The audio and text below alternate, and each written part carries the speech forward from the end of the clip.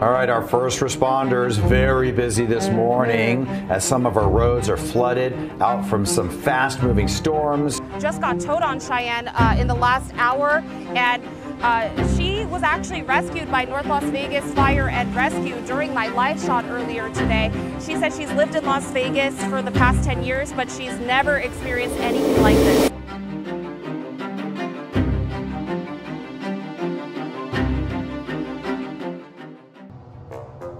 And ayun na nga, welcome back dito sa channel ng Matigas na Ulo. Bakit matigas ang ulo? Well, actually, kung nakita nyo sa simula ng ating video, no, meron talagang flash flood dito sa Vegas. Kumbaga, may mga warning na ako na-receive. Kaming dalawa ni Milan sa cellphone, parang lahat ng tao dito sa Vegas. Eh, hindi pa namin na-experience yung ganun. Alam namin na umuulan, pero sobrang dalang lang. Kasi last year, parang saglit lang talaga yung mga ulan dito. Pero anyways, no, kung bago lang kayo dito sa channel ko, welcome sa inyo. And ayun na nga, bakit nga ba ako lumabas pa ng malakas ang ulan? Actually, dito nung part na to, yung palabas ako, makikita nyo naman, di pa ganun kalakas, diba? Kasi yung wiper ko, ano pa lang, hindi ganun kabilis. So, di pa siya ganun kalakas. May pumasok kasi na request from Lyft. Siyempre, sa kagustuhan natin kumita, no? Eh, triple kasi yung presyo. Sobrang lapit lang. Pero anyways, kung makikita nyo, yun, umaagos na yung tubig from galing yan sa mga bundok, no? Galing taas yan, no? Medyo mabilis siya. So yun nga, anyways, kaya ako nga siya in-accept kasi nga sobrang taas ng fare times 3. Kasi wala pang 1 mile from pick up to drop off. Basta sobrang lapit lang niya, guys. Dito lang siya sa likod namin. Sobrang lapit lang niya, kaya kinuha ko talaga. Kasi isipin nyo, sa $20, wala pang 1 mile. Parang, hello, sobrang taas nun para sa fare, no? And ito na nga yung unang paliko. Kung mapapansin nyo dyan sa intersection na yan, no? Kung makikita nyo yung sasakyan sa harap ko, ayan, no, boom! Yan, medyo ipon na yung tubig niyan. Dito sa part na to, medyo kinakabahan na ako dyan. So, parang iniisip ko, cancel ko na lang kaya. Kasi parang hindi normal yung gano'n na sobrang daming tubig na nagbabaha. Ayan, dito sa part na to, medyo lumakas na yung ulan dito. Mapapansin nyo rin sa wiper ko, no? Medyo mabilis na siya. O, ayan, no? Nakita nyo, kumukulog kidlat pa talaga. Ito yung part na parang, oh my, ba't kinuha ko pa to? Parang, alam mo yun, yung mga life choices mo, iniisip mo na. Ayan, ano boy? Kuha pa booking? Ayan, dyan talaga nag-iisip na ako. U-turn na kaya ako, i-cancel ko na lang. And itong intersection na to, kung nakikita nyo, ayan, clear pa siya sa ngayon. Clear pa siya. Isipin nyo guys, sobrang lapit lang. Malapit na ako sa pick-up point ko nito. Malapit na ako dyan. Malapit na sila pick-upin. Pero yung intersection na yun, wala pang baha. Pero mamaya, nung pabalik na ako, grabe, in a span of parang siguro 15 to 20 minutes. And anyways, ito yung pick-up ko, no? Dyan sa left side, nandyan sila.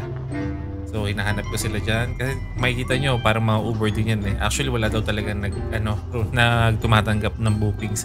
Anyways, ayan, tinitingnan ko sila. Unahan sila dyan. And sabi ko, yan, saglit lang. Pero, ibang lahi sila. Total, malayo naman eh, no?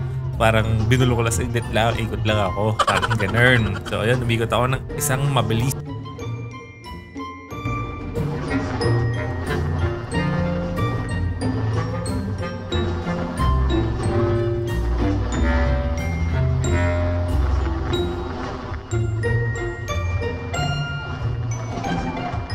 And ayun na nga, no, nakita na nila ako. So, makikita nyo sila sa gilid. Tumatakbo, dalawa sila, no?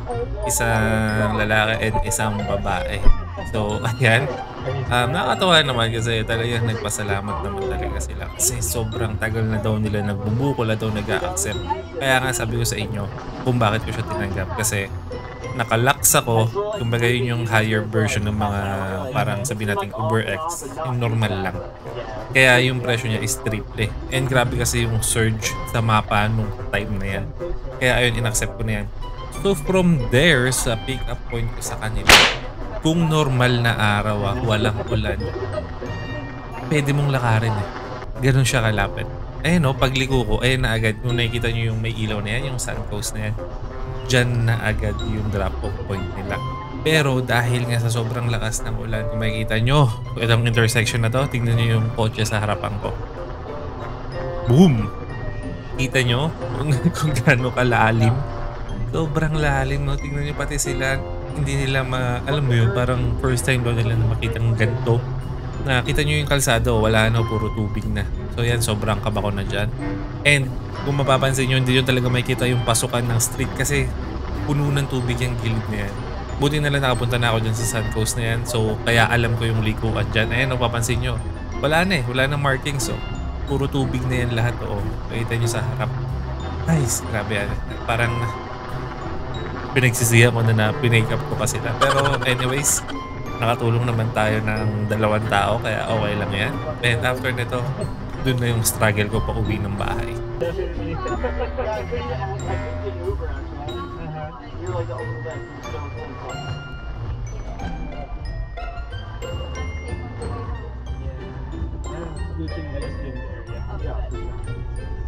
Guys, don't go the roof. Sorry? Oh, yeah. Sorry. Thank you. And eto na nga yung challenge ko, no? Kung paano ako makakauwi nang wala masyadong dadaanan na baha. Whew! Anyways, dyan sa Parait, dyan ako pumasok kanina. So, tinanay ko siyang iwasan. Pumunta ako doon sa isang exit. No? Kasi syempre alam kong baha na dyan sa right side eh. So, syempre, sumubok ako ng ibang way. So, nag-left ako, then binaybay ko itong parking space nila. Kasi may exit din dito, main road na yung labas mo. So, ayan, kung makikita nyo, bah! Grabe, biglang bumuhos talaga ito nung nasa labas ako. Grabe yung kulog, kidlat. Hindi ko na lang pinapansin kasi ang main goal ko talaga is makalabas ng wala masyadong dinadaanan na baha. Siyempre, electric gamit natin. Though, nabasa ko naman sa post ni Elon na sobrang sealed talaga yung battery ng Tesla. Kaya, dun din, may peace of mind din ako. Pero siyempre, ingat na lang din kasi siyempre, medyo masakit sa ulo yung maintenance if ever may mangyari man, di ba? Pero wala naman. Ibig sabihin, goods naman talaga siya. And ayan, ito yung isang labasan na tapat ng Tivoli. Sa likod lang namin to guys. Diyan kami nag-charge minsan ng Tesla. So kung makikita nyo, sobrang baha. As in, mataas yan. Di lang masyado halata sa video pero mataas yan. Ayan na, nagko-contemplate na ako sa aking mga life choices, no? Hindi alam kung bakit lumabas pa ako. Pero anyways, total nandiyan na rin naman tayo. May lesson na rin yan. So makikita nyo, ayan o, truck ko. Sa gitna yan. Sa gitna yung kalsada na yan. Walang dumadaan sa part na to. Ayan o, makikita nyo mataas. Ayan, siguro sa lane number 2 yan. Tataas na yan, no? Makikita nyo, mataas talaga siya. Ayoko isulong. Makikita nyo, may current talaga siya, oh. Medyo parang may alon. Kala mo nasa dagat ka. So ayan, nag-decide na ako. Hindi ko ipipilit. Atras ko na lang kasi mahirap na, di ba? Kasi hindi natin masasabi kung ano mangyayari kaya play safe na lang muna tayo, no? Atras na lang muna. Huwag natin ipilit yung mga bagay-bagay. Anyways, yan, nag-iisip na ako dyan sa part na yan. Hindi ko na alam anong gagawin ko pero syempre chill lang din tayo. Chill lang. Pero ang decided na ako dyan na hindi ko talaga isusulong yung ano dyan, yung sasakyan. Siyempre, play safe, no? And then, matras na ako kasi pinakaramdaman ko pa, tinignan ko kung may mga sasakyan na dadaan dito pero wala talaga. So, ibig sabihin, libreng-libre ako matras. Pero dahan-dahan pa rin naman ako matras. Siyempre, stay pa rin dapat tayo. Tamang atras-atras lang.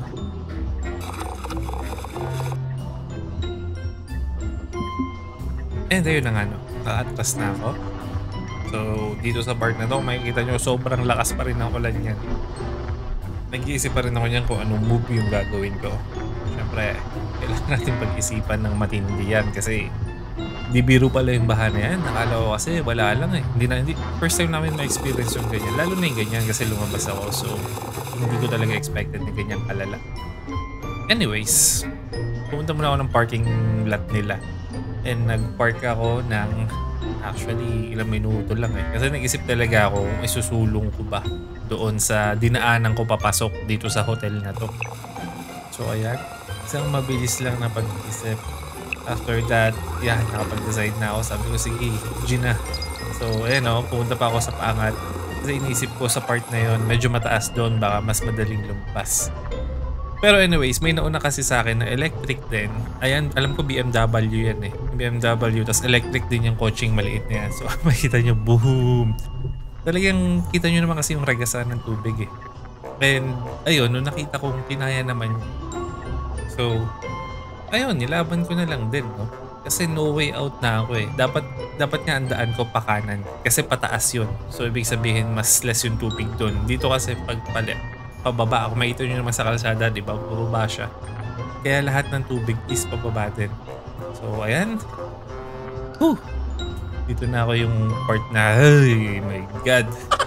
So, ayan kung makikita nyo sa kanan. Pa-right yan. Ako, hindi pa ako makapasok nung time na yan kasi may parating pa. And ang ginawa ko dyan, itong pa-right na kotse, sinabayan ko yan para mas less yung makukuha kong tubig, di ba? Mas less yung current sa akin. Sinabayan ko lang talaga siya palabas. Ayan. And kung makikita nyo, yung lanes na yan, 4 ata yan. Pero sobrang tubig na yan nandito sa right side. Kaya tingnan nyo, dami pang bato, ang dami nakakalat. Kaya kinakain ko yung linya ng 1 and 2. Kasi wala namang mga sasakyan eh. Siyempre, hindi ako lilinya dun sa tama na sa pinaka-right kasi sobrang lalim ng tubig dun. And kung mapapansin nyo dyan, no? Yung intersection na dinaanan ko rin kanina, wala na nga kayo makitang linya ng kalsada, di ba? So, ibig sabihin, puro tubig na yan. Yan, dito na ako pa-right. Kita nyo, puro tubig yung buo. So, yung Tesla, tinitingnan ko kung kaya ba. Ayan na, jig! Yan! So, isipin nyo, yan, pagliko ko na yan, sobrang lapit lang yan. Tingnan nyo si Kuya, hindi nga malalim eh. Kala niya tapos na eh. So ayan no, pagkaliko ko medyo free na yan. Wala nang bahaya kasi paangat ulit yung kalsada na yan. And kung makikita nyo yung stoplight na yan, dyan lang ako nanggaling kanina. So diba, ang lapit, pwede mo talagang lakarin. And then after nun, dire-diretso nga no, yung sinabi ko sa inyo kanina na intersection na wala pang tubig, ayan na siya. Kung makikita nyo nagka-traffic yung paliko, kasi naipon na rin yung tubig dun. Yeah, tingnan nyo nung nasa harap ko, nag-right din siya. Instead, dumiretso. Ayun yung dinaanan ko kanina yung diretso. So ayun, nag-decide din ako na mag-right na din. Doon ako dumaan sa likod. Meron kasing mga neighborhood sa likod namin na medyo mataas to eh. Etong pa-right na to, pataas to. Kumbaga papuntang bundok. Yung pali, pababa, papuntang Las Vegas Strip. So dito ako dumaan nung pauwi.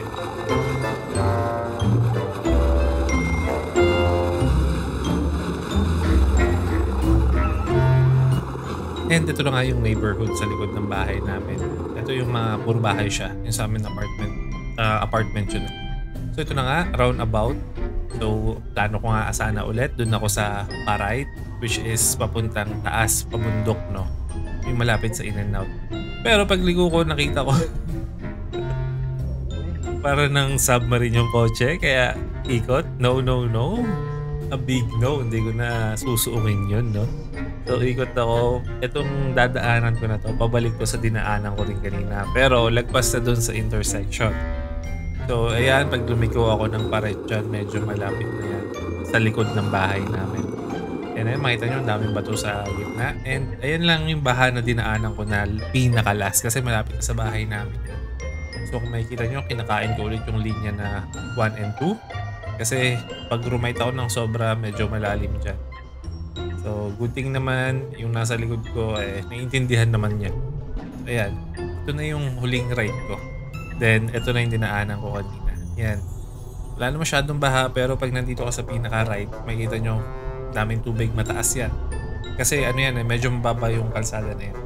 Kaya, yung part na yan is mataas yung tubig.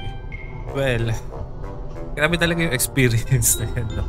So, parang, minsan kasi talaga, nasa decision mo rin no? So, ayan. Ito na yung paliko, yung mga establishment. May mga, may mga drum pa na nakakalat sa kalsada.